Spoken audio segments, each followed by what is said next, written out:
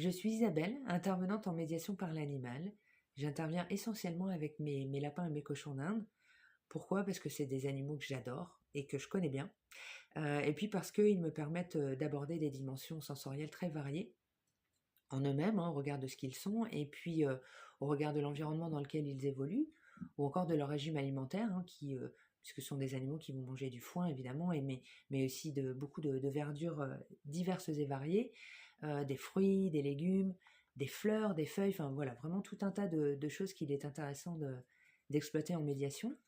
Mon parcours et mon réseau professionnel m'ont conduit à intervenir essentiellement dans le secteur médico-social, mais pas seulement, et particulièrement d'accompagner des personnes qui présentent un trouble ou des troubles du spectre autistique. Donc, je suis intervenue à ce titre vraiment dans des contextes institutionnels très variés, en unité maternelle, en centre d'action médico-sociale précoce, en institut médico-éducatif, en maison d'accueil spécialisée, ou encore par exemple dans le cadre de groupes d'entraide mutuelle qui accompagnent des personnes adultes, j'ai envie de dire juste autistes.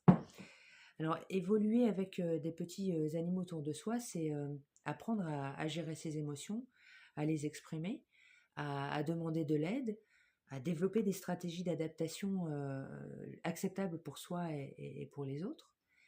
Et proposer des séances de médiation animale avec des lapins et des cochons d'Inde, c'est auprès de personnes qui présentent un TSA, c'est créer des opportunités d'interaction avec son environnement à partir d'une dynamique, on va dire, naturelle qui suscite l'intérêt et la curiosité, en sollicitant vraiment des sens divers, l'odorat, le toucher, le goût, même, enfin toutes sortes, en sachant évidemment que la sphère sensorielle est tout à fait singulière chez les personnes TSA, qu'elles soient hypo ou hypersensibles, hypersensorielles, pardon.